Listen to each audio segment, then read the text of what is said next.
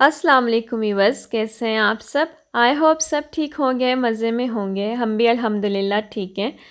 आज का जो मेरा व्लॉग है उसमें मैं आपके साथ कोई रेसिपी नहीं शेयर कर रही। आज के व्लॉग में मैं आपके साथ अपने किचन का बताऊंगी आपको कि मैं अपने किचन को कैसे मेंटेन रखती हूँ और वीकली उसकी कैसे सफाई करती हूँ और रोज़ाना मैं उसको कैसे मेंटेन रखती हूँ।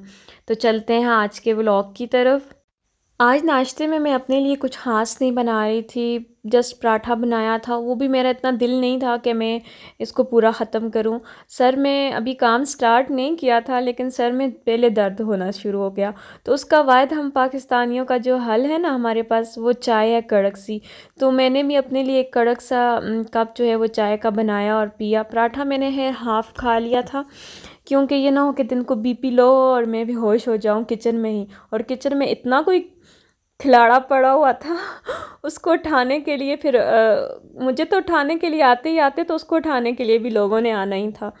तो हेयर किचन की हालात आप देख रहे हैं। हालांकि ये सब कैबिनेट जो होती हैं वो बंद होती हैं, इसके बावजूद यकीन करें जिस डब्बे को हाथ लगा रही थी ना, वो कह रहा था बहन मुझे ही चिपक जा, मुझे ही चिपक जा। इतनी इनके साथ चिप चिप की जो है ना, आयली हुए हुए थे। हालांकि मैं हफ़्ता 15 दिन बाद जो है तो इनको मैंने एक स्प्रे बना के रखा होता है सिरके का, और नमक डाल के और उसमें पानी डाल के मैंने रखा होता है। और जब भी घर में कोई ऑयली चीज़ जैसे पकोड़े बना लेते हैं, चिकन फ्राई कर लेते हैं, तो उससे ये होता है कि कैबिनेट जो है ना वो बहुत जल्दी ऑयली हो जाती हैं। तो उसके लिए मैं ये स्प्रे जो है वो यूज़ कर लेती हूँ। स्प्रे मारने के बाद ऊपर से कपड़ा मारती हूँ, तो सिरके की वजह से जो है ना वो जल्दी से ऑयली जगह जो होती है वो साफ़ हो जाती है। और इस स्प्रे का एक फ़ायदा ये है कि आप घर में इसको बना के रखें, जब भी आप अपना किचन साफ़ करें और उसके टॉप पर आप ये स्प्रे कर दें। इससे ये होता है कि आपके किचन में मक्खियाँ नहीं आती और आपकी चीज़ों के ऊपर मक्खियाँ नहीं बैठती। अभी आप देखें, मैं पूरे घर का काम करूँगी, किचन का पूरा काम करूँगी, आपको कोई मक्खी भी किसी बर्तन के ऊपर बैठी हुई दिखाई नहीं देगी। और इसी तरह जो मसाले के डब्बे हैं, उनमें से जो मसाले के डब्बे मैं रोज़ाना इस्तेमाल करती हूँ उनको भी हफ़्ते में 1 से 2 मरतबा यही सिरके वाला स्प्रे मार के और कपड़ा लेके साफ़ कर देती हूँ। इनको मैं महीने बाद धो लिया तो ठीक है। तो ये कैबिनेट देखें बिल्कुल बंद होती हैं, लेकिन फिर भी इनमें इतनी चिकनाई होती है। तो इनके लिए जो लिक्विड बना रही हूँ ना वो है, आपने सिरका ले लेना 2 से 3 चम्मच, और उसमें 1 टेबलस्पून बेकिंग सोडा डाल देना है, और लेमन मिक्स जो लिक्विड में आता है वो डाल के अच्छा से इनका लिक्विड बना देना है आपने। और ये इस बात का ख्याल रखना है, जो आपकी किचन की कैबिनेट्स होती हैं ना उस पे जो शीट लगी हुई होती है उसको आजकल जो पानी लग जाए ना लेमिनेशन की को, तो वो फूल जाती है। तो इस चीज़ का आपने ख़ास ख्याल रखना है। ये ना हो कि मेरे बताए हुए तरीके से जाके आप पूरे का पूरा उस तरह ही अप्लाई करें, तो उससे ये होगा कि आपका किचन की जो कैबिनेट्स हैं वो ख़राब हो सकती हैं। आपने किसी स्पंज या कपड़े की मदद से जो चिकनाई वाली जगह है, 1-2 मरतबा आप अच्छे से जो है उसको अप्लाई करेंगे इस लिक्विड को, तो चिकनाई वहाँ से बिल्कुल ख़त्म हो जाएगी। तो सेम आपने इसी तरह माइक्रो ओवन में भी जो लिक्विड हमने बनाया है उससे इसकी सफाई करनी है। इस बात का ख्याल रखना है ओवन में और माइक्रो में पानी जो है ज़रा भी ना गिरे।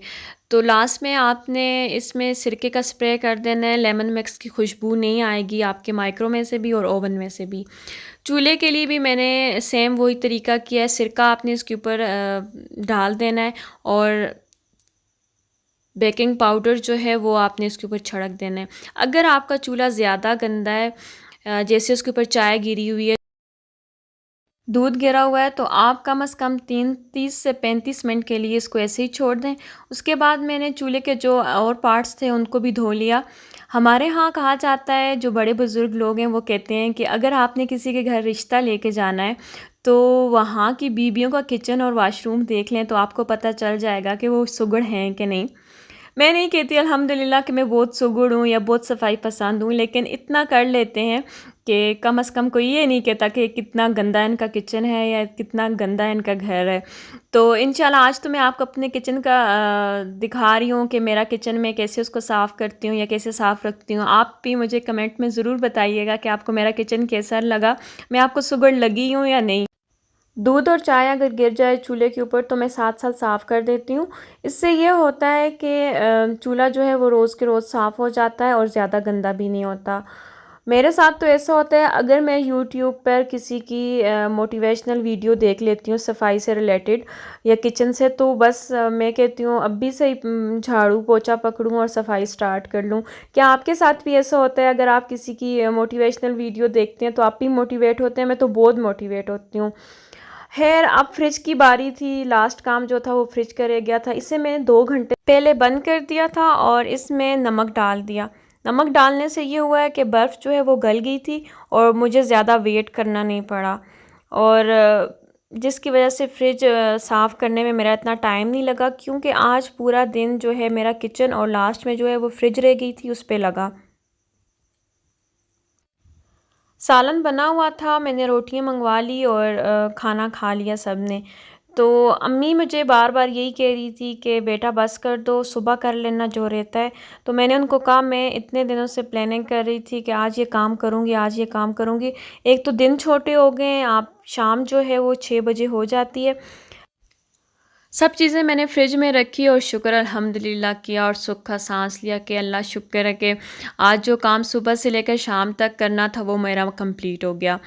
तो काम के दौरान मुझे ख़्याल आया कि हमारी माएँ भी तो हैं, जो बचपन में हमें स्कूल भेजा करती थी, अभी भी यूनिवर्सिटी कॉलेज तक भेजती हैं वो हमें। तो कभी भी वापस आके हम आते हैं तो हमें वो ये नहीं कहती कि बेटा अपनी रोटी खुद बना लो या खाना खुद गरम कर लो। वो इवन के खाना खुद गरम करके रोटी जो है वो टेबल पे लगा के हमें कहती हैं कि आप आके खा लो। तो वो माशाल्लाह अभी भी इतने एक्टिव हैं, तो हम लोग थोड़ा-सा काम करते हैं तो इतनी ज़्यादा हमें थकन हो जाती है। मैं अपनी मामा से कहती होती हूँ कि आप अपने एक्टिव रहने का राज़ मुझे बताएँ ना। तो वो कहती होती हैं, तो फिर खा लो ना आप लोग देसी घी के पराठे, दूध पीना स्टार्ट कर लो ना, पिज़्ज़ा छोड़ दो, बर्गर खाने छोड़ दो, फिर कहाँ से एनर्जी आएगी? तो वो बिल्कुल ठीक कहती हैं।